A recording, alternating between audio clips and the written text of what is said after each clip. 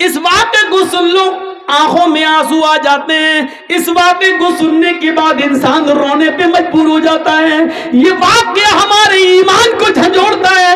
اس واقعے کو سن لو، چلے جانا تھوڑی دیر یہ بھیک میں اور ڈال دو میری جھولی میں، اس واقعے کو سن لو۔ وہ کون سا ایمان تھا، وہ کون سا ایمان تھا کہ آتی ہے ایک عورت قبیلہ غامدیہ سے صحابیہ ہے، آتی ہے، اے اللہ کے نبی مجھ سے ایک جرم ہو گیا ہے۔ آپ نے کہا توبہ کر، کہنے لگے اللہ کے نبی میں اسی دنیا میں پاک ہونا چاہتی ہوں، میں اسی دنیا میں اس جرم کی سزا پانا چاہتی ہوں۔ آپ نے کہا توبہ کر، اللہ سے مغفرت کی دعا مانگ، اللہ غفور الرحیم ہے۔ کہنے لگی میرا جرم تو سن لیجئے، کیا اس جرم کی کوئی معافی ہے بھی یا نہیں؟ اللہ کے نبی نے کہا بتا کیا تیرا جرم ہوا ہے، کیا تجھ سے غلطی ہوئی ہے؟ کہنے لگی اللہ کے نبی میرا شوہر 2-3 سال سے گھر پہ نہیں ہے، میں جنگل میں بکریاں چرا رہی تھی، میں جنگل میں بکریاں چرا رہی تھی، وہیں پہاڑی کے پاس ایک چرواہا بھی بکریاں چرا رہا تھا، ہم اپنے شوہر سے 2-3 سال سے دور تھے، اس لیے ہمارے دل کی امنگیں اٹھنے لگی اور اس بکریاں چروانے والے چرواہے کے ساتھ مل کر ہم نے جسمانی تعلق، شاریرک سمبند بنا لیا۔ ایک پہاڑ کی جھاڑی میں، پہاڑی کے نیچے کی جھاڑی میں ہم دونوں گئے اور ہم دونوں نے زنا کر لیا۔ انی قد صبت الحد یا رسول اللہ، اے اللہ کے رسول میں حد کو پہنچ چکی ہوں، مجھ سے اتنا بڑا جرم ہو گیا ہے۔ اس جرم کی سزا اسلام میں یہ ہے کہ مجھے پتھروں سے مار مار کے مار ڈالا جائے۔ آپ کیسے کہہ رہے ہیں کہ اللہ سے معافی مانگ لے، اللہ سے توبہ کر لے؟ اللہ کے نبی نے کہا اچھا اوہ یہ گناہ ہوا ہے تم سے، جی ٹھیک ہے، کیا چاہتی ہو؟ کہا مجھے ختم کر دیا جائے۔ اسلام نے جو سزا بتائی ہے پتھروں سے مار مار کے مار ڈالو، ختم کر دو، ہمیں وہ سزا دی جائے۔ اللہ کے نبی نے کہا ٹھیک ہے تمہیں یہ سزا دی جائے گی، جاؤ اے صحابیو اس عورت کو لے جاؤ۔ یہ نہیں پوچھا کہ کس نے کیا تھا، وہ مرد کون تھا، آدمی کون تھا، کہاں کا رہنے والا تھا، نہیں یہ سب نہیں پوچھا۔ کیوں؟ جس کی بات چھپی ہے چھپی رہنے دو، وہ جانے اور اس کا اللہ جانے۔ ہمارے ہاں تو ننگا کرنے کا رواج ہے، اچھا کس نے کیا، پھر اس کو فیس بک پہ ڈالو، واٹس ایپ پہ ڈالو، یہ ہمارے ایمان کا حال ہے۔ اللہ کے نبی چاہتے تو پوچھ سکتے تھے اس عورت سے، اکیلے نہیں ہوتا ہے زنا، کسی مرد نے کیا ہوگا، کہاں، کون ہے وہ، کہاں کا رہنے والا ہے، لیکن پوری حدیث پڑھ جائیے کہیں ڈیٹیل نہیں ملتی ہے۔ تم بتا رہی ہو تم گناہ سے پاک ہونا چاہتی ہو، ہم تمہیں کر دیں گے، لیکن جس کا معاملہ چھپا ہے اس کے بارے میں ہمیں پوچھنے کا حق نہیں۔ ہو سکتا ہے وہ اللہ سے توبہ کر لے اور اللہ اس کو معاف کر دے، نہیں تو وہ جانے اور اس کا رب جانے، قیامت کے دن جہنم میں ڈالے گا۔ ہم کون ہوتے ہیں اس کے پیچھے پڑنے والے؟ عیب پر پردہ ڈالو، اس کو ظاہر مت کرو، اس کو ظاہر مت کرو۔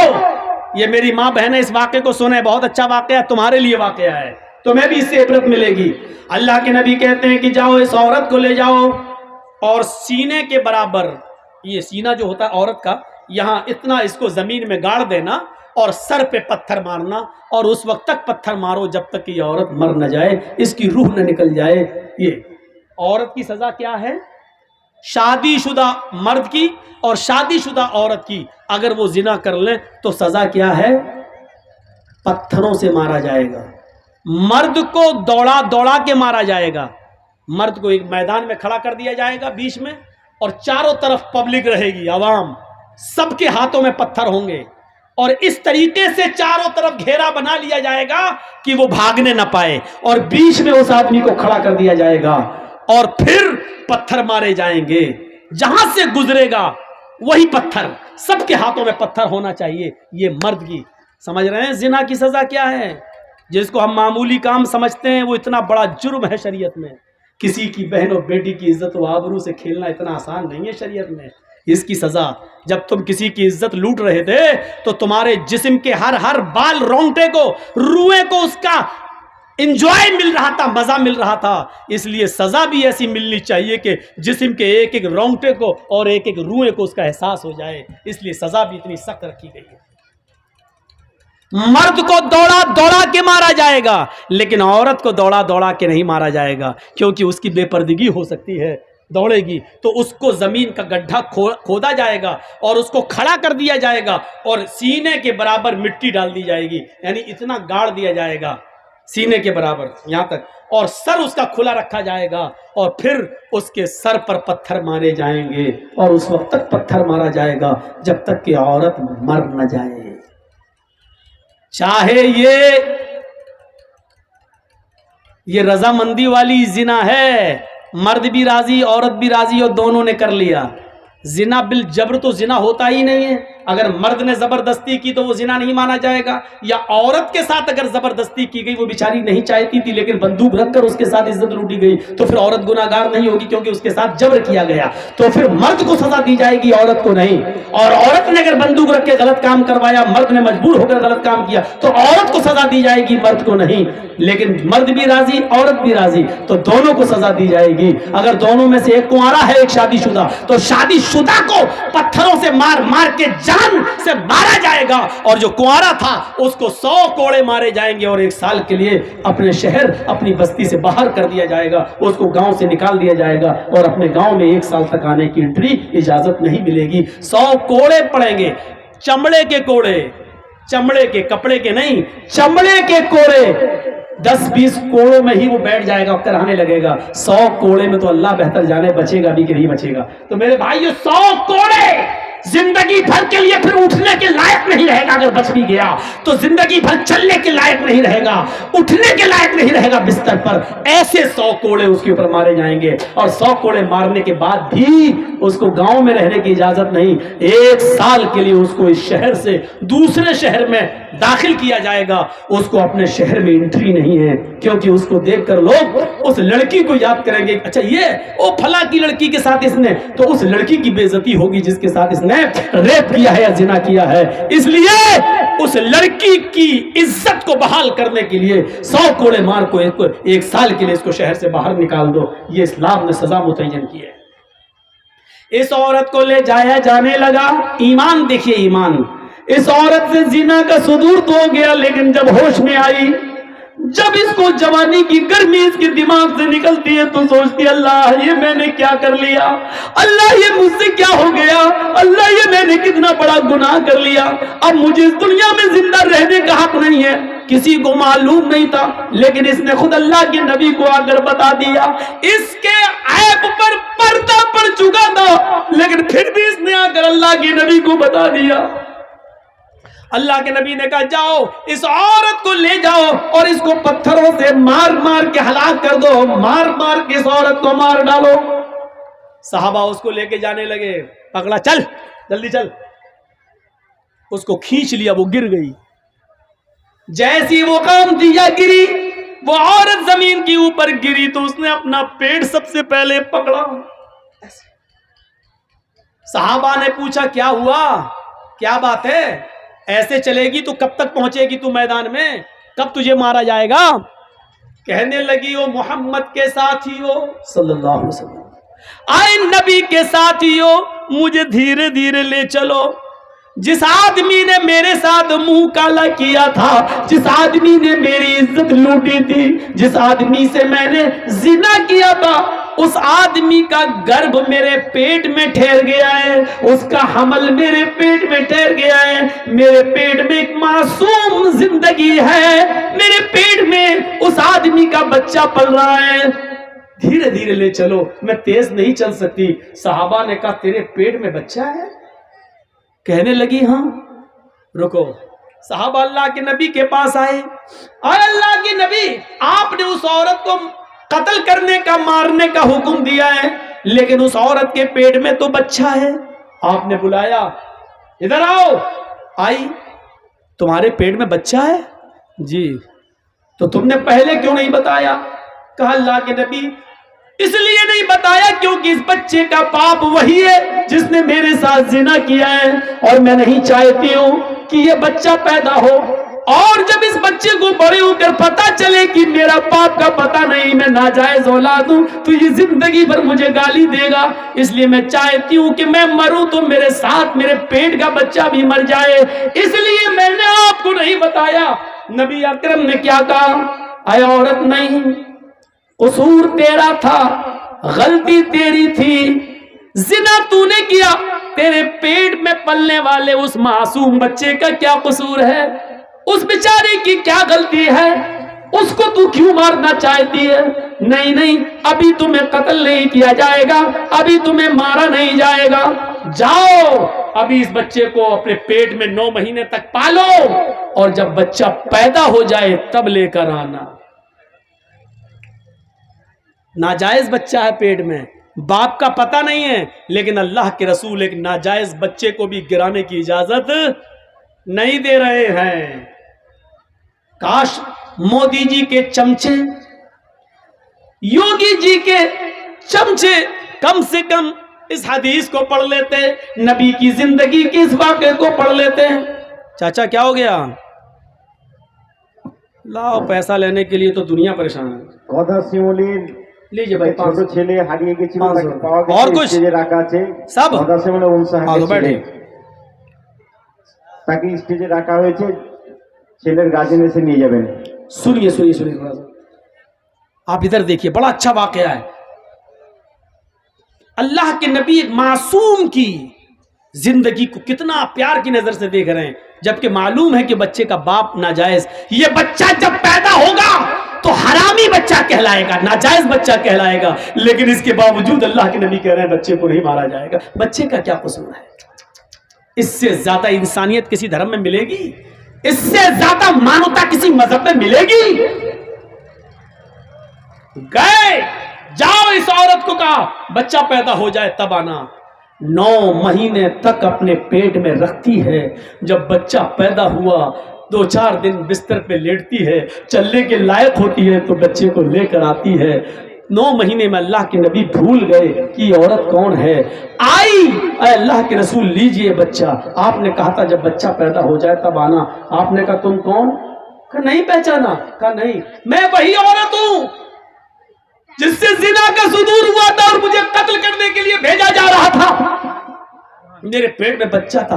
आपने कहा ओ गामदिया, कबीले गामदिया से? हाँ। अच्छा अच्छा अच्छा अच्छा, ओ अब बच्चा पैदा हो गया? कि हाँ, ये लीजिए। उस औरत ने अपना बच्चा मोहम्मदुर रसूलुल्लाह के हाथों में दे दिया।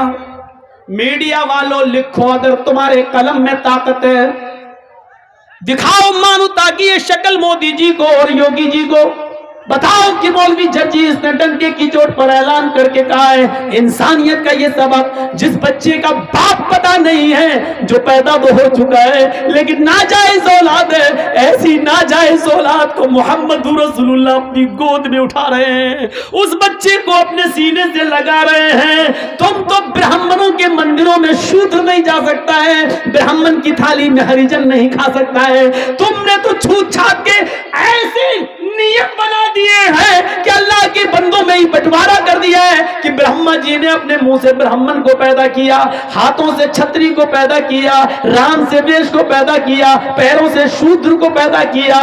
ब्रह्मा जी ने अपने मुंह से इसको, हाथों से इसको, छत्री को, ठाकुर को और हरिजन को सबसे नीचे वाले हिस्से से। तुमने तो बंटवारा कर दिया है, तुमने तो बंटवारा कर दिया है। मेरे प्यारे साथियों, जरा तसव्वुर तो कीजिए, इस्लाम के अंदर मसावात का ऐसा दर्स मिलेगा, ऐसा दर्स मिलेगा। आपके मोहल्ले की मस्जिद है,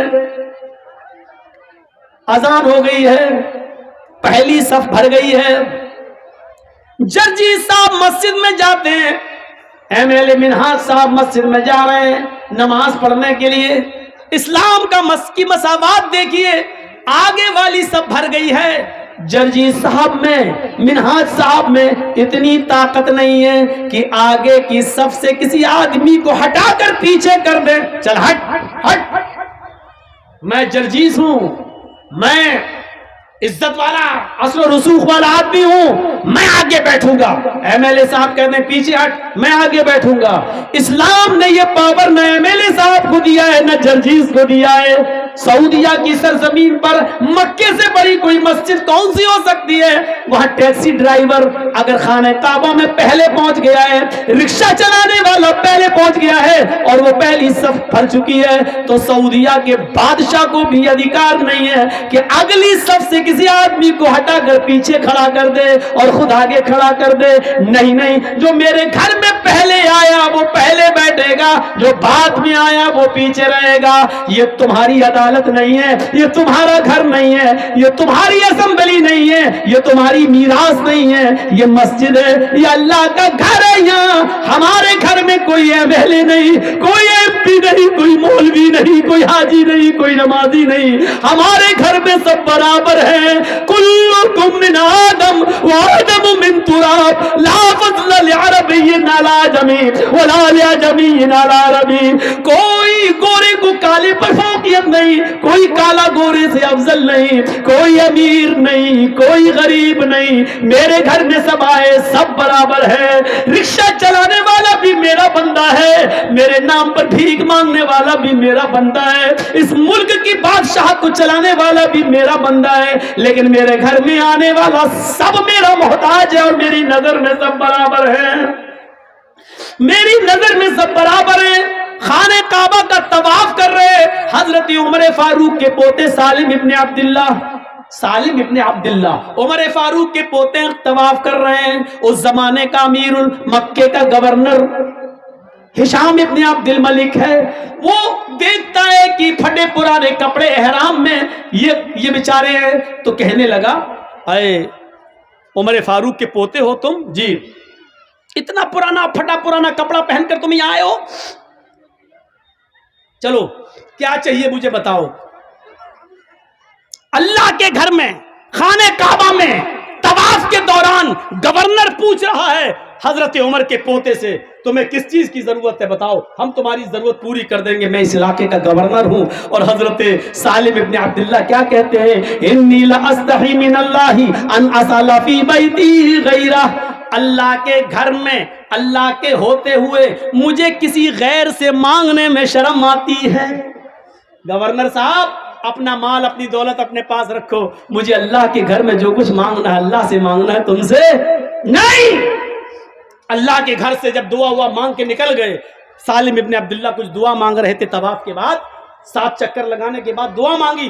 دعا کیا مانگ رہے تھے یہ اللہ جانتا ہے اور سالم ابن عبداللہ جانتے، تیسرا کوئی نہیں جانتا۔ بھائی ہم نے کیا دعا مانگی آہستہ تو ہم جانتے ہیں اور میرا رب جانتا ہے، بس تیسرا تو کوئی نہیں جانتا۔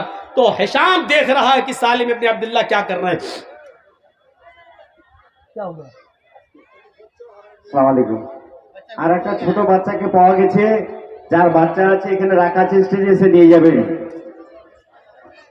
একটা ছোট বাচ্চাকে পাওয়া গেছে, যার বাচ্চা আছে স্টেজ থেকে এসে নিয়ে যাবেন।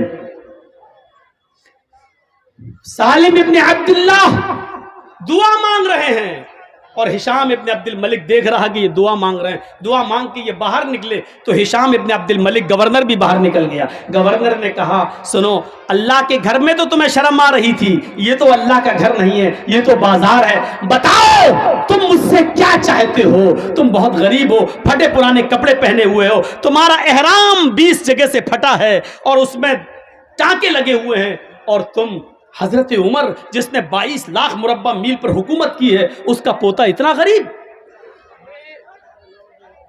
سالم ابن عبداللہ کہتے ہیں تم میری کیا مدد کرو گے، دنیا کی یا آخرت کی؟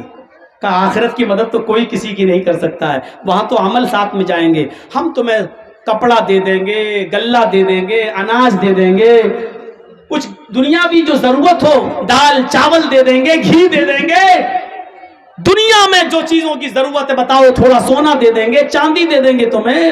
سالم ابن عبداللہ ہنسنے لگے۔ گورنر نے کہا کیوں ہنس رہے ہو؟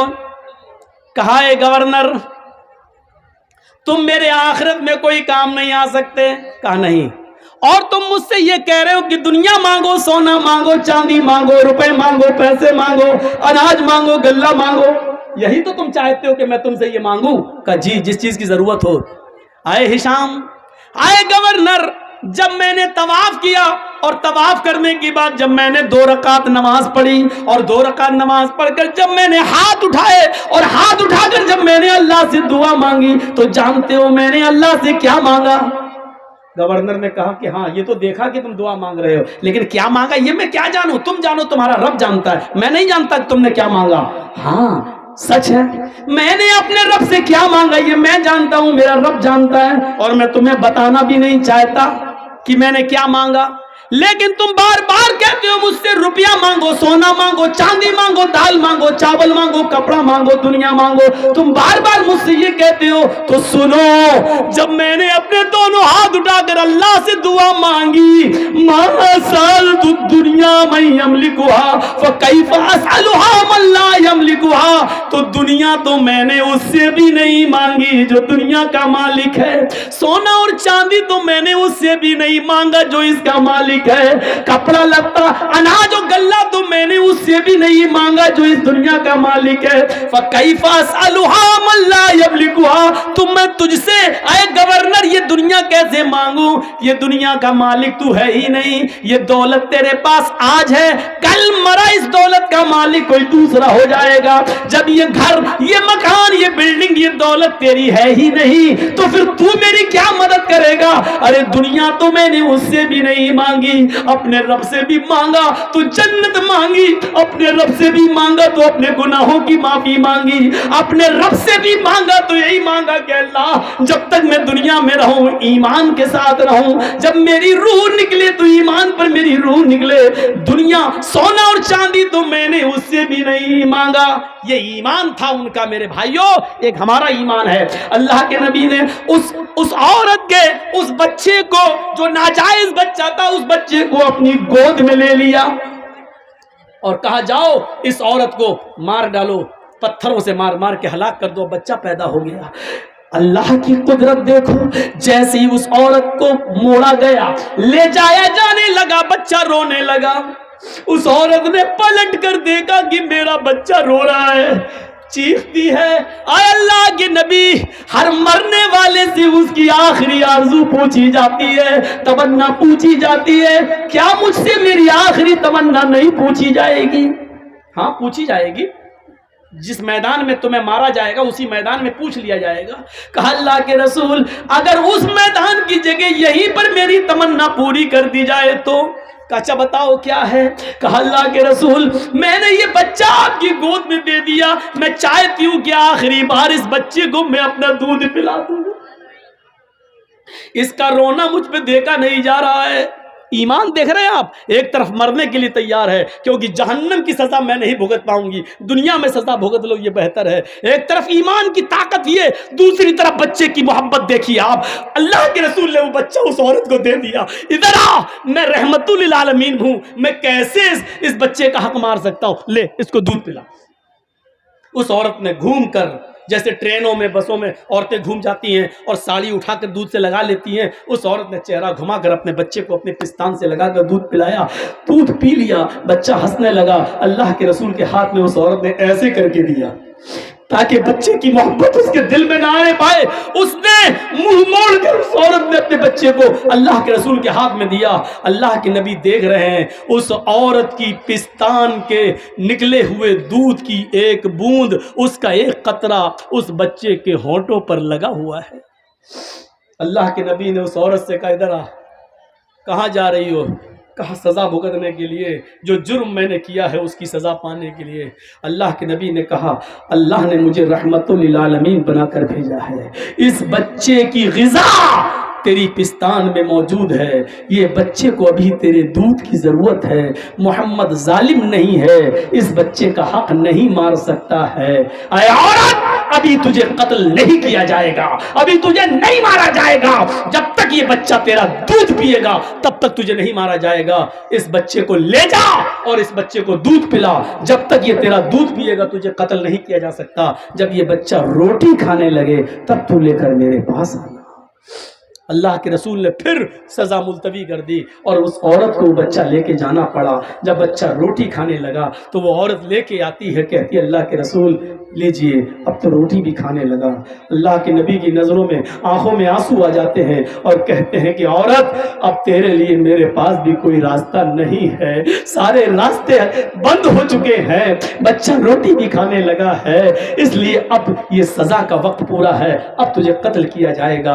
आपने उस बच्चे को एक सहाबी के हवाले किया। कौन है जो इस बच्चे को पालेगा? एक सहाबी ने हाथ उठाया, मैं अल्लाह के रसूल इस बच्चे को अपने बच्चे की तरह रखूंगा, मैं इसको अपना नाम दूंगा, मैं इसको अपने घर में बना दूंगा, अपनी जमीन और जायदाद का मालिक भी बनाऊंगा, मुझे दे दीजिए। अल्लाह के रसूल ने उस बच्चे को उसके हवाले कर दिया और उस औरत को भेज दिया। उस औरत को जब भेजा गया और वो मैदान मक्तल में जाती है, उसको सीने के बराबर गाड़ दिया जाता है। पहला पत्थर खालिद इब्न वलीद के हाथों में है, पत्थर मारते हैं उसके सर पे, सर फटता है, खून का फव्वारा उसके सर से निकलता है, उस खालिद इब्न वलीद के कपड़ों पे गिरता है। खालिद इब्न वलीद ने देखा इस औरत के खून मेरे कपड़ों पे आ गया, ये जिनाकार औरत, मुंह काला करने वाली औरत, तेरा खून मेरे कपड़ों पे, सकिलत सवाकिल, मर जा तू, बुरा हो तेरा, तेरे खून ने मेरे कपड़े गंदे कर दिए।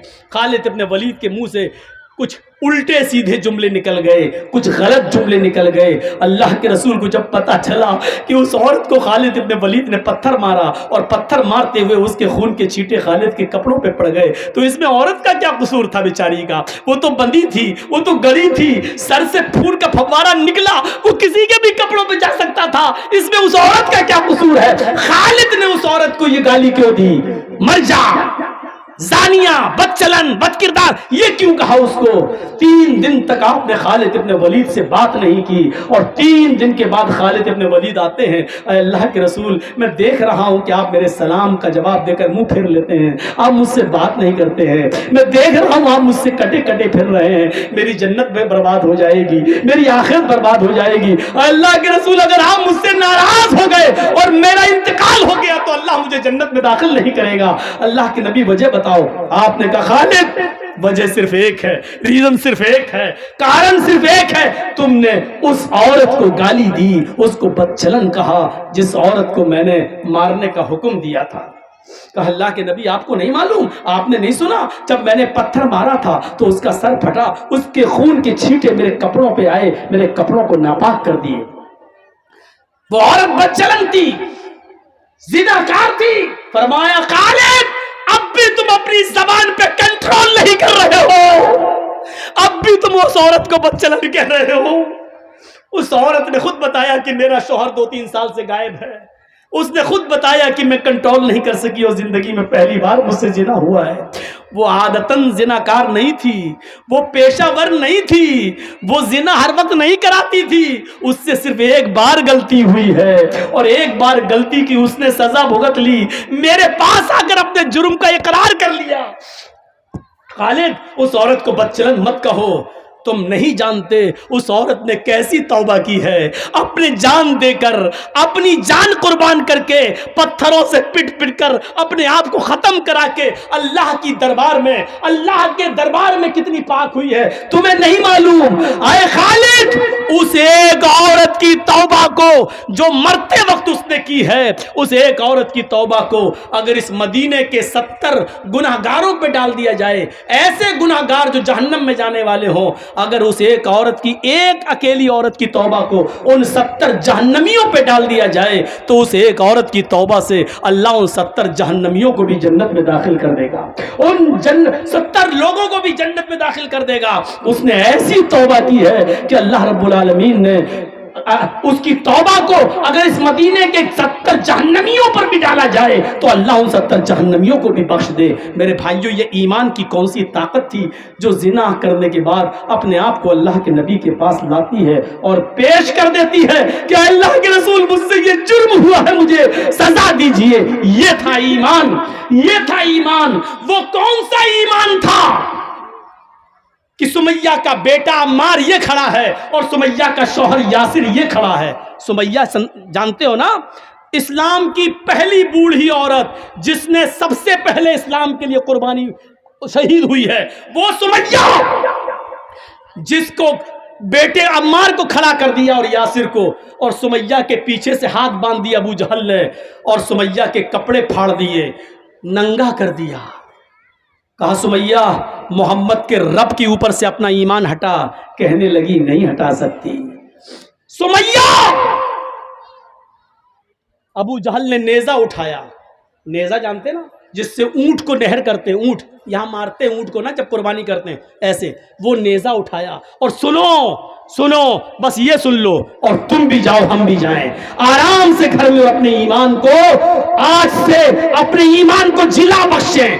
سمیہ رضی اللہ تعالیٰ عنہ کھڑی ہے، ہاتھ پیچھے سے بندھے ہیں۔ میری بہنوں، تم اپنی لپسٹک کی قربانی نہیں دے سکتی ہو، تم اپنی فیئر اینڈ لولی کی قربانی نہیں دے سکتی ہو، تم اپنی بے پردگی نہیں چھوڑ سکتی ہو، تم اپنے برہنہ اور ننگے کپڑوں کی قربانی نہیں دے سکتی ہو۔ سمیہ نے کس چیز کی قربانی دی؟ یہ ایمان تھا سمیہ کا۔ سمیہ کے ہاتھ بندھے ہیں، اپنے بیٹے کے سامنے اس کو ننگا کر دیا گیا، اس کے پتی کے سامنے اس کو ننگا کر دیا گیا۔ سمیہ آسمان پہ دیکھ رہی ہے، ابو جہل نے نیزہ اٹھایا، کہ محمد کے رب پر ایمان چھوڑتی ہے کہ نہیں؟ کہنے لگی نہیں۔ دیکھا طاقت، یہ ایمان کی طاقت ہے۔ دشمن اور اس کی فوج کھڑی ہے، لیکن اکیلے وہ جانتی ہے کہ اللہ پر ایمان ہے۔ جیسے ایک پولیس والا پورے گاؤں کے سامنے اس لیے طاقتور ہوتا ہے کیونکہ وہ جانتا ہے سرکار کی طاقت ہمارے ساتھ ہے۔ سمیہ جانتی ہے ایمان کی طاقت کیا ہوتی ہے، اللہ پر بھروسے کی طاقت کیا ہوتی ہے۔ وہ سب سے نڈر ہے، کہہ رہی ہے نہیں، کیا کرے گا کر۔ اس نے نیزہ لیا اور سمیہ کی شرم گاہ میں داخل کر دیا۔ بہت آسان ہے سننا، بہت آسان ہے سننا، سن لو بس، احساس نہیں کر سکتے۔ ابھی 2-4 موب لنچنگ کرنے والے آپ کو پکڑ لیں اور زبردستی جے شری رام کا نعرہ لگوائیں تو موت کے ڈر سے ہم لگا دیں گے جے شری رام، کیونکہ ہمارے سامنے موت ہے۔ ہم جانتے ہیں سمیہ سے عبرت حاصل کرو۔ سمیہ سے کہا جا رہا ہے محمد کے دین کو چھوڑ، ایمان سے باز آ جا، کہتی ہے نہیں۔ شرم گاہ میں نیزہ داخل کر دیا گیا، ادھر سے ڈالا اس طرف نکال لیا گیا۔ پیچھے سے ہاتھ بندھے ہیں، ہاتھ کھلے ہوتے تو کم سے کم پکڑ سکتی تھی، نکال سکتی تھی، لیکن ہاتھ پیچھے سے بندھے ہیں، جیسے پھانسی کے پھندے پر مجرم کو لے جایا جاتا ہے اور پیچھے سے اس کے ہاتھ باندھ دیے جاتے ہیں۔ سمیہ کی شرم گاہ میں جب نیزہ داخل ہوتا ہے کھنجر، تو سمیہ آسمان کی طرف دیکھتی ہے۔ وہ بوڑھی عورت، جوان بھی نہیں تھی، جس کی عمر 80 کو کراس کر چکی ہو، ایسی بوڑھی عورت، اور اس کی شرم گاہ میں نیزہ داخل کر دیا جائے کھنجر، اور اس وقت بھی وہ یہ نہ کہے کہ اللہ میری جان کی حفاظت فرما۔ اس کے منہ سے یہ نہیں نکل رہا ہے، اس کے منہ سے نکلا تو کیا نکلا؟ ثبت قدمی علی دینک یا ارحم الراحمین۔ آئے اللہ، ابو جہل مجھ سے میرا دین چھیننا چاہتا ہے، مجھ سے میرا ایمان چھیننا چاہتا ہے۔ اللہ میری جان جا رہی ہے چلی جائے، لیکن میرا ایمان نہ جانے پائے۔ ایمان کی طاقت دیکھ رہے ہیں آپ؟ ثبت قدمی علی دینک، اللہ میرے ایمان کو اپنے دین پر ثابت رکھنا۔ اللہ میری جان چلی جائے پرواہ نہیں، لیکن میرے ایمان کو بچا لینا۔ ابو جہل کو غصہ آتا ہے، کہتا اب بھی نہیں مانتی ہے؟ کہتی ہے نہیں۔ 2 اونٹ منگاتا ہے ابو جہل، اور سنو میرے بھائیو آخری واقعہ، اس پیر کو سمیہ کا، یہ پیر اس اونٹ سے باندھا اور اس اونٹ کا چہرہ کر دیا پورب کی طرف، اور دوسرا پیر سمیہ کا دوسرے اونٹ سے باندھا اور اس کا چہرہ کر دیا پشچم کی طرف، اور کوڑا ہاتھ میں۔ سمیہ بولتی ہے جی ان اونٹوں کو کوڑا ماروں گا، ایک اونٹ ادھر بھاگے گا، ایک اونٹ اس طرح بھاگے گا، تیرے پیر چیر دیے جائیں گے، بیچ سے تیرے 2 ٹکڑے ہو جائیں گے۔ جب یہ کہتا ہے، سمیہ کہتی ہے ابو جہل اللہ کی قسم کھا کے کہتی ہوں، رب کعبہ کی قسم کھا کے کہتی ہوں، جتنی دیر تو ان اونٹوں کو بھگانے میں لگا رہا ہے اتنی دیر مجھے جنت میں جانے میں لگ رہی ہے۔ ہاں اے ابو جہل، یہ جنت میں دیکھ رہی ہوں، اللہ کی قسم مجھے دکھائی دے رہی ہے، اس کی خوشبو میری ناک تک آ رہی ہے۔ ابو جہل جلدی کر، میرے ہاتھ کھلے ہوتے تو میں کوڑا اٹھا کے تیرے ہاتھ میں دے دیتی، تو نے تو میرے ہاتھ ہی باندھ دیے ہیں، جلدی کر، جتنی دیر تو ان اونٹوں کو بھگانے میں لگا رہا ہے اتنی دیر مجھے رب کی جنت میں جانے میں لگ رہی ہے۔ کون سا ایمان تھا، कौन सा ईमान था, ईमान की वो कौन सी ताकत थी। पैर बंधा हुआ देख रही है, दोनों ऊंटों से बंधा हुआ देख रही है, हाथ बंधे हैं, उसको मालूम है कि ऊंट भागेंगे तो मेरा अंजाम क्या होगा, मेरे जिस्म के दो टुकड़े हो जाएंगे। अपने बेटे के सामने कह रही है, अपने पति के सामने कह रही है, अबू जहल जितनी देर तू इन ऊंटों को भगाने में लगा रहा है उतनी देर मुझे जन्नत में जाने में लग रही है। उसको गुस्सा आया और उसने ऊंटों को भगा दिया। एक ऊंट इधर भागा, एक ऊंट इधर भागा, सुमैया के जिस्म के दो टुकड़े हो गए, लेकिन दो टुकड़े इस तरीके के हुए कि चेहरा बच गया, यहां तक जिस्म, यहां के बाद एक टुकड़ा अलग हो गया और सर वाला टुकड़ा अलग, यानी सुमैया का चेहरा सही सलामत बच गया। सुमैया की रूह तो निकल गई लेकिन उसके चेहरे पे मुस्कुराहट बाकी थी। अबू जहल करीब आता है, सुमैया के चेहरे पर हंसी देखता है, मरते वक्त भी, शहीद होते वक्त भी, तो पत्थर उठाता है, अपना सर फोड़ने लगता है। लोगों ने कहा क्या हो गया तुम्हें, पागल हो गए हो? कि हाँ मैं पागल हो गया हूं, सब कुछ छीन लिया सुमैया का, लेकिन मरते वक्त इसकी हंसी नहीं छीन पाया। देखो मरते वक्त भी मुस्कुरा रही है, मुझे चिढ़ा रही है, मुझे बतला रही है कि ईमान की ताकत क्या होती है। सुमैया तेरी मुस्कुराहट ने मुझे हरा दिया, तू जीत गई मैं हार गया, तू जीत गई मैं हार गया, तू जीत गई मैं हार गया। ये सुमैया की शहादत पर अबू जहल का बयान है, ये सुमैया तू जीत गई मैं हार गया। सब कुछ छीनने वाला तेरे चेहरे की मुस्कुराहट नहीं छीन सका, तुझसे तेरा ईमान दूर नहीं कर सका, सुमैया तू कामयाब हो गई। ये मंजर जब अल्लाह के नबी ने सुमैया के बेटे और सुमैया के पति के जबान से सुना तो आंखों में आंसू आ गए और मिंबर पर खड़े होकर खुतबा दिया। जुमे के खुतबे में आपने कहा लोगों सुनो, अबू बकर जन्नती, उमर जन्नती, उस्मान जन्नती, अली जन्नती।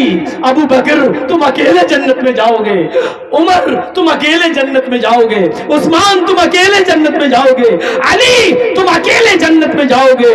इसबिरू या आला यासिर, इसबिरू या आला यासिर फइन्न मौइदकुमुल जन्ना। ऐ अम्मार, ऐ यासिर, तुमने अपनी माँ का, अपनी बीवी का ये मंजर अपनी आंखों से देखा है, सब्र करो यासिर के घराने वालों, यासिर के खानदान वालों, सब्र करो, तुम्हारा पूरा खानदान एक साथ जन्नत में जाएगा, अल्लाह तुम्हारे पूरे खानदान को एक साथ जन्नत में दाखिल करेगा। ईमान इस चीज का नाम है जो हमें अपने अंदर पैदा करना चाहिए। ये ईमान से जब हम अपना रिश्ता मजबूत करेंगे तो हम तरक्की करेंगे, ईमान से अपना रिश्ता तोड़ेंगे तो पतंग की तरह नीचे गिरेंगे, और जैसे लड़के पतंग को फाड़ देते हैं ऐसी दुनिया की सारी कौमें हमें नोच डालेंगी और हमारा मजाक उड़ाएंगी, हमारे ऊपर जुल्म करेंगी। ईमान से अपने रिश्ते को मजबूत करिए। खालिद इब्ने वलीद ने एक जंग के अंदर 9 तलवारें तोड़ डाली, हारी हुई जंग को जीत में बदल दिया। हर तरफ खालिद इब्ने वलीद के चर्चे होने लगे, वाह क्या लड़ा खालिद, क्या लड़ा खालिद, वाह खालिद इब्ने वलीद। हजरत उमर फारूक को जब पता चला कि लोगों ने हजरत खालिद इब्ने वलीद की तारीफें करना शुरू कर दी, तो हजरत खालिद इब्ने वलीद को सिपह सालारी के ओहदे से हटा दिया, कमांडर इन चीफ के ओहदे से हटा दिया। अच्छा एक बात बताइए, हम अच्छा काम करेंगे तो हमारा प्रमोशन होना चाहिए या डिमोशन होना चाहिए? प्रमोशन होना चाहिए। हजरत खालिद इब्ने वलीद ने 9 तलवारें तोड़ी, जीत, हारी हुई जंग को जीत में बदल दिया, चारों तरफ चर्चे हो रहे हैं, तो हजरत उमर को उनको आगे बढ़ाना चाहिए, प्रमोशन देना चाहिए या नीचे? अकल तो यही कहती है कि आगे प्रमोशन देना चाहिए, लेकिन हजरत उमर ने उल्टा किया। क्या किया? खालिद इब्ने वलीद को माजूल कर दिया, उनको कमांडर इन चीफ के ओहदे से हटा दिया और आम सिपाही बनाकर तलवार दे दी, जाओ अब तुम कमांडर इन चीफ नहीं, किसी भी जंग में जाओगे तो एक मामूली सिपाही की हैसियत से लड़ोगे। लोगों ने कहा खालिद, उमर ने तुम्हारी इंसल्ट की है, उमर ने तुम्हें जलील किया है, तुमने तो बहादुरी दिखाई है जंग के अंदर, तुम्हें तो इनाम मिलना चाहिए था, लेकिन खालिद तुम्हें हटा दिया गया है, छोड़ दो उमर को, हट जाओ, इस्तीफा दे दो, तुम्हारे लिए बहुत से रास्ते खुले हैं, इधर आ जाओ। खालिद इब्ने वलीद ने जो जवाब दिया वो ईमान से भरा हुआ जवाब था। खालिद इब्ने वलीद ने क्या जवाब दिया? नहनु नुकातिलु फी सबीलिल्लाह वला नुकातिलु फी सबील उमर। हम जो जंग लड़ रहे थे वो अल्लाह के रास्ते में लड़ रहे थे, उमर के रास्ते में नहीं लड़ रहे थे। हमने जंग अल्लाह के लिए लड़ी है, उमर के लिए नहीं है। हम मामूली सिपाही बनकर भी हम जिहाद करेंगे گے لیکن عمر کے لیے نہیں, عمر کے رب کے لیے کریں گے. میرے بھائیوں, یہ اسلام تھا, یہ ایمان تھا اس زمانے کے صحابہ کے اندر. تم تو اپنے بھولے بھالے جو دور سے آئے ہیں, یہ مسلمان بھائی جو سننے کے لیے آئے ہیں, تم ان کو تکلیف دینے کے لیے ان کے سامنے کھڑے ہو گئے ہو, تم ان کے لیے مصیبت بنے ہو, تم اپنے بھائیوں کو راستہ نہیں دے سکتے ہو, ان کے لیے بیٹھ نہیں سکتے ہو, تم اسلام کے لیے اپنی جان کی قربانی کیا دو گے؟ لعنت ہے, آج کہنا پڑ رہا ہے تم سے, بڑی بدکمباش قوم ہو چکی ہو یہ مسلم قوم. کسی سائنٹسٹ نے کہا تھا جب میں نے قرآن پڑھا تو مجھے دنیا کی سب سے بہتر مذہب اسلام لگا, لیکن جب ہم نے دورہ کیا تو دنیا کی سب سے بری قوم ہمیں مسلمان نظر آئی ہے. سب سے اچھا مذہب اسلام لگا لیکن سب سے بدتر قوم ہمیں مسلمان نظر آئی ہے. یہ قوم ہے ہماری, لاکھ سمجھانے کے باوجود نہیں مانتی ہے اور دوسروں کو تکلیف دیتی ہے. میرے بھائیوں, ہمیں سوچنا چاہیے اور چلو بھر پانی میں ڈوب کے مر جانا چاہیے کہ آپ کا خطیب یو پی سے جس کو محبتوں کے ساتھ تم بلاتے ہو لیکن اس کی اتنی سی بات ماننے کے لیے تیار نہیں ہو. جب میری نہیں مان سکتے ہو تو اسلام کی بات کیا مانو گے اور قرآن کی بات کیا مانو گے؟ میرے بھائیوں, اس سے زیادہ میں کچھ نہیں بولوں گا, کچھ نہیں کہوں گا. زیادہ سے زیادہ اتنا باقی رہ گیا ہے کہ میں اپنا دامن اٹھا کر بھیک مانگ لیتا ہوں آپ سے کہ اللہ کے واسطے بیٹھ جاؤ. اب اس سے زیادہ ذلیل کر کے مت دکھائیے مجھے. میں نے بھیک مانگ لی ہے آپ سے, میں نے دامن اٹھا لیا آپ کے سامنے, اب اس سے زیادہ ذلیل مت کریے گا مجھے. بیٹھ جائیے بس, اس سے زیادہ اب ہم کچھ نہیں کہیں گے. آئیے, بڑی اچھی باتیں ہونے لگی ہیں تو اب میں نے آپ کو بتا دیا ہے. میرے بھائیوں, خالد ابن ولید کو لوگوں نے بہت بہکایا, ادھر آ جاؤ, ادھر آ جاؤ, یہاں تک کہ ان سے کہا گیا کہ ہمارے مذہب میں آ جاؤ, ہم تمہیں آدھے ملک کی حکومت دے دیں گے اور اپنی شہزادی کا نکاح بھی تمہارے ساتھ کر دیں گے. خالد ابن ولید کو بادشاہ نے آفر دے دیا, ہم آدھی ملکیت آدھی بادشاہت دے دیں گے اور اپنی شہزادی کا نکاح تمہارے ساتھ, شادی تمہارے ساتھ کر دیں گے. عمر نے تمہاری انسلٹ کی لیکن خالد ابن ولید کا جواب سنیے میرے پیارے ساتھیوں. وہ جواب یہی تھا کہ نحن نقاتل فی سبیل اللہ ولا نقاتل فی سبیل عمر. میں نے جو جنگ لڑی ہے وہ اللہ کے لیے, اللہ کے راستے میں لڑی ہے, عمر کے راستے میں میں نے نہیں لڑی ہے. عمر نے مجھے گورنری یا کمانڈر ان چیف کے عہدے سے ہٹایا ہے. سپاہی تو ہوں میں, ایک معمولی انسان ہو کر بھی میں لڑوں گا, اور جو کام میں نے کمانڈر ان چیف کی شکل میں کیا اس سے بڑھ کر کام ایک معمولی سپاہی کی حیثیت سے میں کروں گا, کیونکہ میں عمر کے لیے نہیں لڑ رہا ہوں, عمر کے رب کے لیے لڑ رہا ہوں. میرے پیارے ساتھیوں, یہ جذبہ ہونا چاہیے ہمارے اور آپ کے اندر ایمان کا. کوئی عہدے کی لڑائی نہیں تھی, ہم تو مر جاتے ہیں. مدرسے کا اچھا سیکریٹری اس کو بنا دیا, ہمیں نہیں. مسجد کا متولی اس کو بنا دیا, ہمیں نہیں. اسی پہ جنگیں ہوتی, لڑتے, یہاں تک کہ کورٹ میں بھی مقدمے پہنچ جاتے ہیں. صاحب میں ہوں, رجسٹرڈ ہوں, میں چڑھا ہوا ہوں, مجھے ہٹا دیا گیا. مسجدوں اور مدرسوں کے معاملات آج عدالتوں میں, اس سے بڑی شرم کی بات ہمارے لیے اور کیا ہو سکتی ہے؟ میرے پیارے بھائیوں, ہمیں غور کرنا چاہیے اپنے آپ پر, کیا ایمان سے ہمارا رشتہ جڑا ہوا ہے؟ آئیے ایمان کی طاقت پر آپ کو ایک بہت زبردست مثال دیتا ہوں. دنیا کی تاریخ میں ایک شخص ایسا بھی گزرا ہے جس نے بیک وقت پوری دنیا پر حکومت کی ہے.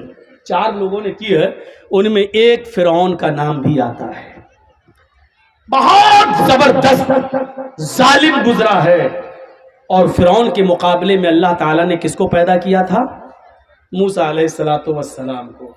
یہ واقعہ آج بالکل میری زبان سے ایک نیا واقعہ ہوگا آپ کے لیے, ذرا سنیے. ایمان دیکھیے کس کو کہتے ہیں, یہ چیز مجھے آپ کے سامنے رکھنا ہے.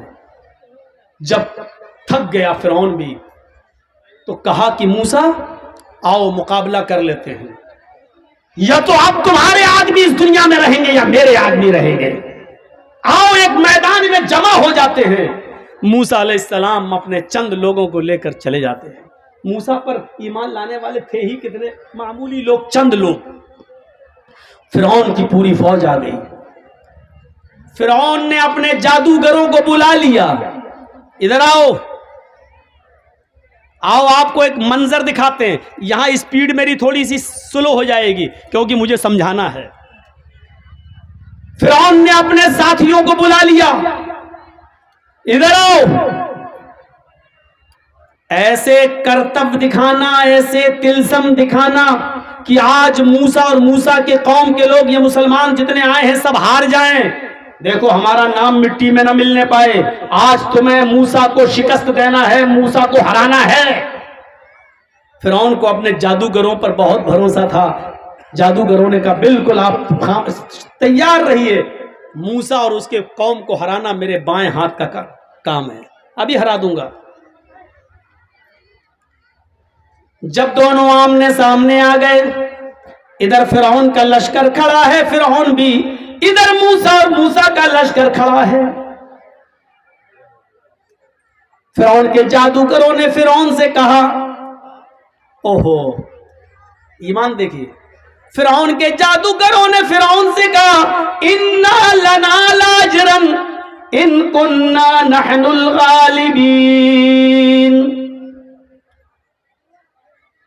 आए फिरौन, आए हमारे बादशाह, अगर हम मूसा से जीत गए, मूसा पर गालिब आ गए, मूसा को हरा दिया, तो हमें क्या इनाम मिलेगा? इन्ना लना लाजरन इन कुन्ना नहनुल गालिबीन। अगर हम गालिब आ गए, कुरान कह रहा, कुरान, अगर हम गालिब आ गए तो हमें क्या इनाम मिलेगा? हमें आप क्या नवाजेंगे, हमें क्या देंगे? उधर से फिरौन की तरफ से जवाब आता है, नाम व इन्नकुम लमिनल मुकर्रबीन, तुम हमारे खास लोगों में शामिल हो जाओगे, कैबिनेट में तुम्हें जगह मिल जाएगी, तुम हमारे मुकर्रब बन जाओगे, मेरे आसपास बैठोगे, मेरे साथ चलोगे, खाओगे पियोगे। अभी किसी को पता चल जाए कि हम ये काम करेंगे तो मोदी जी का हम करीबी बन जाएंगे, तो करेगा कि नहीं करेगा? फौरन कर जाएगा। क्यों? अरे भाई मोदी का मुकर्रब बन जाए तो समझ लो कि इंडिया मेरे हाथ में। अब सोचो कि फिरौन के जादूगरों को जब फिरौन ने ये कहा कि हम तुम्हें अपना मुकर्रब बना लेंगे, अपना करीबी बना लेंगे, अपने दरबार में तुम्हें शामिल कर लेंगे, तो फिरौन के जादूगरों का हौसला कितना बुलंद हो गया होगा, हैं? वो फिरौन जिसकी हुकूमत बैक वक्त आधी दुनिया से ज्यादा हिस्से पर रही हो, उसका करीबी हो जाना कितने बड़े कमाल की बात थी। बस शुरू हो गया मुकाबला। फिरौन के जादूगरों ने, ए बेटा कमर में दर्द हो रहा है, बैठ जाओ, अभी तो कमर से काम ही नहीं लिया, दर्द हो गया।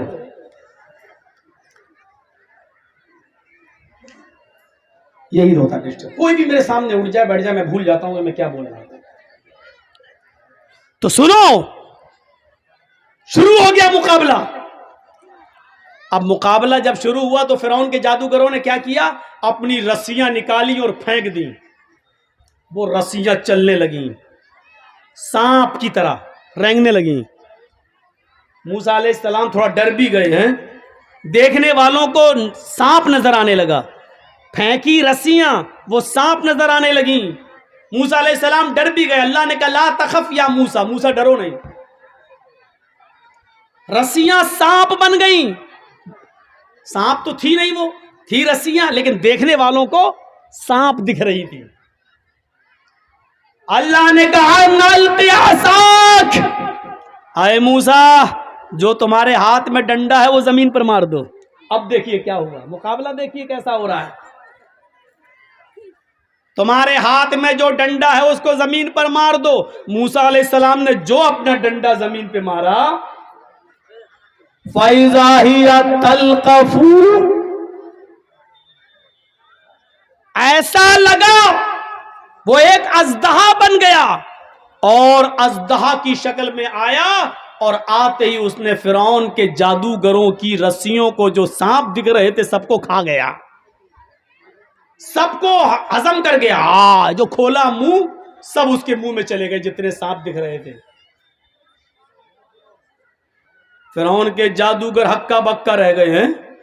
वो समझ गए, यहीं से वो समझ गए कि हमने जो दिखाया वो तिलस्म था, हमने जो दिखाया वो जादू था, हमने जो दिखाया वो ढोंग था, हमने जो दिखाया वो मक्कारी थी, हमने जो दिखाया वो एक चाल थी। लेकिन मूसा ने जो दिखाया वो मक्कारी नहीं है, वो चाल नहीं है, वो जादू नहीं है, वो अल्लाह की मदद है।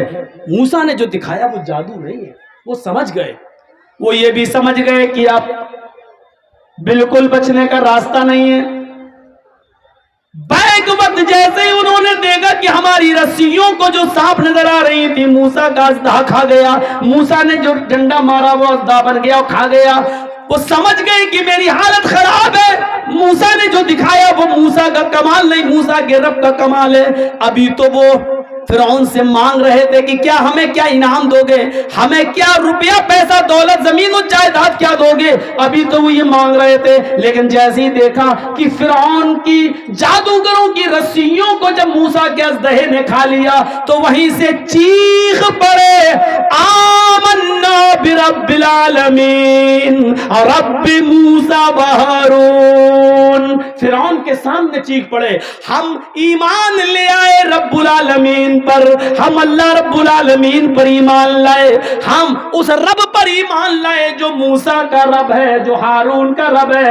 آمنا برب العالمین, ہم ایمان لائے رب العالمین پر, رب موسیٰ و ہارون, موسیٰ کے رب پر, ہارون کے رب پر. ایک جملہ یاد رکھنا, کیا لائے؟ ایمان. ابھی تک کافر تھے, اب ایمان لائے. اب ہم آپ کو دکھاتے ہیں ایمان جب لے آئے, بنیاد سے جب جڑ گئے تو ایمان لانے کے بعد ان جادوگروں کی طاقت کا حال دیکھیے کیا ہوتا ہے. ابھی تک ایمان نہیں تھا تو رسی کو سانپ بنا رہے ہیں, ایمان جب پیدا ہو گیا ان کے اندر تو اب کیا ہوا؟ فرعون نے دیکھا یہ تو پانسا ہی الٹ گیا ہے, ہم تو لائے تھے موسیٰ کے خلاف, یہ سب ہمارے خلاف ہو گئے, اب کیا ہوگا؟ اب کیا ہوگا؟ تو فرعون نے کہا, اے جادوگرو تم بہت بڑی غلطی کر رہے ہو, میری اجازت کے بغیر تم ایمان لے آئے, میری اجازت کے بغیر تم ایمان لے آئے, بہت غلط کام تم نے کیا ہے. سمجھ لو میں تمہیں ایک اور موقع دے رہا ہوں, ہارون و موسیٰ کے رب پر ایمان چھوڑ دو, لوٹ آؤ ہمارے پاس. انہی جادوگروں نے جو ایمان لے آئے, اب جواب کیا دیا فرعون کو, اس جواب کو دیکھو, اس میں ایمان کی طاقت چھلکتی ہوئی نظر آتی ہے. لن نؤثرک علی ما, آئے فرعون اب ہم تم کو ترجیح نہیں دے سکتے, اب ہم تم کو فوقیت نہیں دے سکتے. ان واضح نشانیوں کو دیکھنے کے بعد جو اللہ تبارک و تعالیٰ کی طرف سے موسیٰ نے دکھائی ہے, ہمیں اپنا ڈنڈا زمین پہ مارا اور اللہ نے اژدہا بنا دیا, اس نشانی کو دیکھنے کے بعد ہم اب ایمان بدل نہیں سکتے, ہمارا ایمان باقی رہے گا. آئے فرعون سن لو کان کھول کر, اب تو ہمارا کچھ بھی کر لو, اب ہم کچھ بھی نہیں کریں گے, ہمارا ایمان اب رب العالمین کے اوپر ہو گیا. فرعون نے اس کے جواب میں جو جملے کہے وہ سنو, کیا کہا؟ لَأُقَطِّعَنَّ أَيْدِيَكُمْ وَأَرْجُلَكُمْ مِنْ خِلَافٍ ثُمَّ لَأُصَلِّبَنَّكُمْ أَجْمَعِينَ. آئے جادوگرو اگر تم نے موسیٰ کے رب کو نہ چھوڑا, آئے جادوگرو اگر تم نے ہارون کے رب کو نہ چھوڑا تو ہم تمہیں تمہارے ہاتھ اور تمہارے پیر کاٹ دیں گے مخالف سمتوں سے. لَأُقَطِّعَنَّ أَيْدِيَكُمْ وَأَرْجُلَكُمْ مِنْ خِلَافٍ, ہم تمہارا دائنا ہاتھ کاٹیں گے تو الٹا بایاں پیر ہم تمہارا کاٹ دیں گے, اور اگر ہم نے بایاں ہاتھ کاٹا تو دایاں پیر ہم تمہارا کاٹ دیں گے. تمہارا ایک ہاتھ اور ایک پیر کاٹیں گے, اگر ہاتھ دایاں کاٹا تو پیر بایاں, اور پیر اگر ہم نے دایاں کاٹا تو ہاتھ بایاں, ایک پیر اور ایک ہاتھ ہم تمہیں کاٹ دیں گے. ثم لأصلبنکم اجمعین, اور اس کے بعد ہم تم سب کو سولی پہ لٹکا دیں گے, ہم تم سب کو سولی پہ چڑھا دیں گے.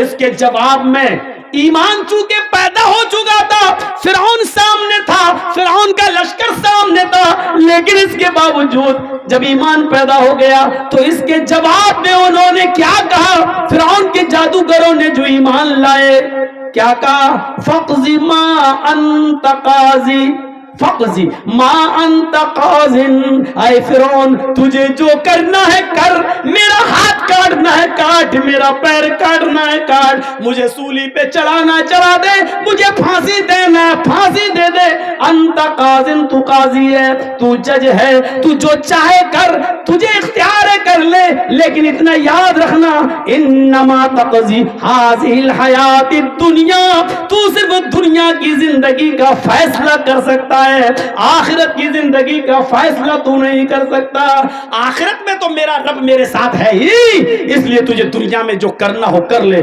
جو ابھی فرعون کے قریب ہونا چاہتے تھے، فرعون سے انعام مانگ رہے تھے، لیکن موسیٰ پر ایمان لائے، اور ایمان لانے کے بعد ان کی طاقت کا حال یہ ہو گیا کہ نہ وہ فرعون سے ڈرے، نہ فرعون کے لشکر سے ڈرے، فرعون نے ان کا ہاتھ کاٹا کٹوا لیا، ان کا پیر کاٹا کٹوا لیا، ان کو سولی پہ لٹکایا لٹک گئے، لیکن پھر اللہ پر جو ایمان لا چکے تھے اس کو بدلا نہیں، پھر رب موسیٰ اور ہارون کے رب پر ایمان چھوڑا نہیں۔ ایمان یہ ہوتا ہے، اور ایمان کی طاقت یہ ہوتی ہے۔ کیا ہمارے پاس ایمان کی طاقت ہے؟ یہ ہم اپنی سوسائٹی پر نظر ڈالیں، ہم اپنے منظر پر نظر ڈالیں، ہم اپنے سماج پر نظر ڈالیں اور دیکھیں کہ کتنا ایمان ہے ہمارے اندر، کتنے پرسنٹ ہم مسلمان ہیں۔ ہم اپنی زندگیوں پہ بھی تو نظر ڈالیں۔ وہ طارق ابن زیاد جس کی تاریخ آپ نے پڑھی ہوگی، وہ طارق ابن زیاد جب بہت سے شہروں کو فتح کرتے ہوئے افریقہ کے جب اسپین کی دھرتی پر پہنچتا ہے، وہ طارق ابن زیاد بہت سے ملکوں کو فتح کرنے کے بعد جب اسپین کی دھرتی پر، اسپین کی سرزمین پر پہنچتا ہے، تو تمام لشکر والوں کا، جو طارق ابن زیاد کی فوج تھی، تمام اس فوج کے بارے میں حکم دیتا ہے کہ کشتیوں میں آگ لگا دو۔ سمندر سے راستہ پار کرتے ہوئے اسپین میں گھستے ہیں طارق ابن زیاد، اور جب اسپین پہنچ جاتے ہیں تو جو فوج کشتیوں میں آئی تھی، ناؤ پہ آئی تھی، طارق ابن زیاد نے حکم دیا ساری کشتیوں کو جلا دو۔ لوگوں نے کہا یہ کیا کر رہے ہیں آپ، کیوں جلا دیں؟ فرمایا اب یا تو اس دھرتی کے اوپر اللہ کے اسلام کا جھنڈا گڑے گا یا ہم مریں گے، دو ہی راستے ہیں۔ اے فوجیوں تمہارے پاس، اے مسلمانوں تمہارے پاس، ہم یہاں یا تو اللہ کے قانون کا نفاذ کریں گے یا مریں گے، بھاگنے کا کوئی راستہ نہیں ہے، اس لیے ہم نے کشتیاں جلوا دی ہیں۔ اب نہ کوئی بھاگ سکتا ہے نہ کوئی فرار ہو سکتا ہے، اب اس ملک میں رہنا ہے تو اللہ کے اسلام کا جھنڈا لہرانا ہے یا پھر جہاد کر کے ہمیں مر جانا ہے۔ ہمارے پاس دو ہی راستے ہیں، زندہ رہنا ہے تو اسلام نافذ کرو، نہیں تو لڑ کے مر جاؤ۔ بھاگنا، کوئی بھاگے نہیں، اس لیے میں نے کشتیاں جلا دی تاکہ نہ رہے گا بانس نہ بجے گی بانسری۔ یہ ایمان تھا، ایمانی طاقت ان کے اندر تھی۔ میرے بھائیوں، یہ ڈر پیدا ہوا کہ اگر یہ یہاں اسپین کی فوج سے کہیں ہمارے مسلمان ڈر نہ جائیں، کہیں کشتی سے آئے، کشتی اٹھا کر پھر بھاگ نہ جائیں، اس لیے اسپین پہنچنے کے بعد طارق ابن زیاد نے کشتیاں جلوا دی اور کہا اب یا تو رہیں گے تو اسلام قائم کریں گے یا پھر لڑ کر مر جائیں گے، دو راستوں کے علاوہ تیسرا راستہ ہمارے پاس نہیں ہے، اور یہ وہی کر سکتا ہے جس کے پاس ایمانی طاقت ہو۔ ہماری بنیاد کمزور ہے۔ ابھی دیکھ لیجئے، ابھی ایک لڑکے کی کسی لڑکی سے شادی کی بات ماں باپ چلانے لگے، ایمان کا اندازہ لگا لیجئے گا، وہیں پر فوراً بات ہوتے بات آ جائے گی، بیٹا کیا کرتا ہے کہ کپڑے کی دکان ہے، 10 لاکھ روپے کی دکان ہے، اس پر بیٹھتا ہے۔ فوراً لڑکے کا باپ ایک دم کہے گا کہ جب 10 لاکھ کی دکان پہ بیٹھتا ہے تو کم سے کم ایک موٹر سائیکل تو آپ دے ہی دو گے۔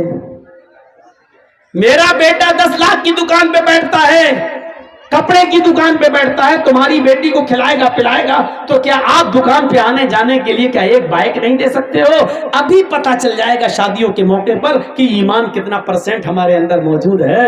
میرے بھائیوں، میں نے کل کے بھی جلسے میں کہا تھا کہ جب کوئی اپنے بیٹے کے نام پر بائک مانگتا ہے، موٹر سائیکل مانگتا ہے، تو اللہ کی قسم مجھے ایسا لگتا ہے کہ اس سے بڑا انٹرنیشنل بھکاری کوئی ہے ہی نہیں۔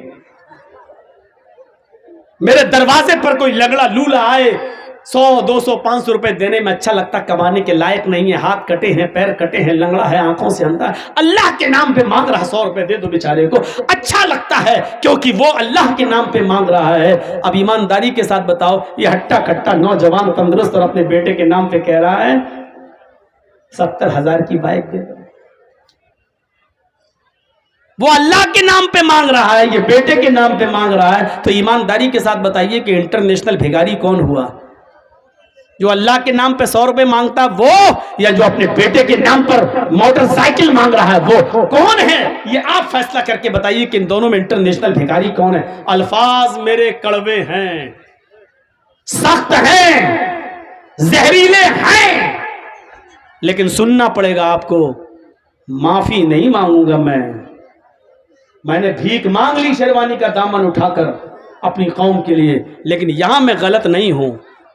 मैंने कहा है इंटरनेशनल भिखारी, मैं अपने जुमलों पर कायम हूं, इसके लिए मैं आपसे माफी का चंदा नहीं मांगूंगा कि माफ कर दो, नहीं। क्यों मांगे? हमने कोई गलत बोला है क्या? हो तो हो इंटरनेशनल भिखारी, मैं क्या करूं? अपने बेटे के नाम पे मांगोगे और हम आपको भिखारी भी ना कहें। बात साहब,